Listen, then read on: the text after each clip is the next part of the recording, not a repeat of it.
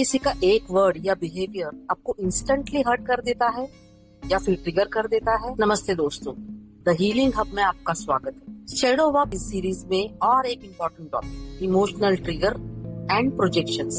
अगर किसी का एक वर्ड या बिहेवियर आपको इंस्टेंटली हर्ट कर देता है तो वो एक्चुअली उनके बारे में नहीं बल्कि आपके अंदर के अनहील्ड पार्ट के बारे में होता है। हम इसको एक दो एग्जाम्पल के साथ समझते हैं।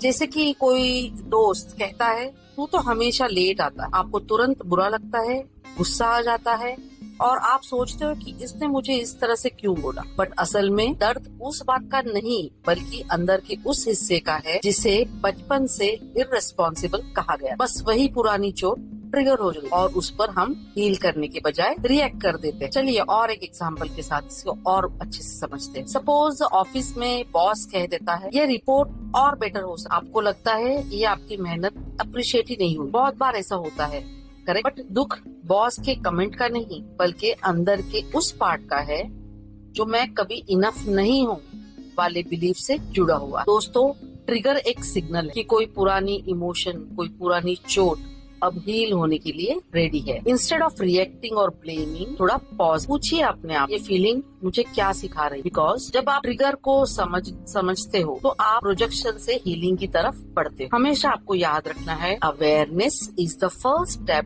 To transformation. तो कैसा लगा आपको एक पॉइंट पे डिस्कस करके? तो आज इतना। होप ये आपके साथ रिलेट किया। ऐसे ही शेडो वर्क सीरीज में आपको कौन से टॉपिक पे बात करनी है वो आप मुझे डीएम कर सकते हो या फिर कमेंट सेक्शन में बता सकते। चलिए, stay blessed, stay protected. Thank you so much.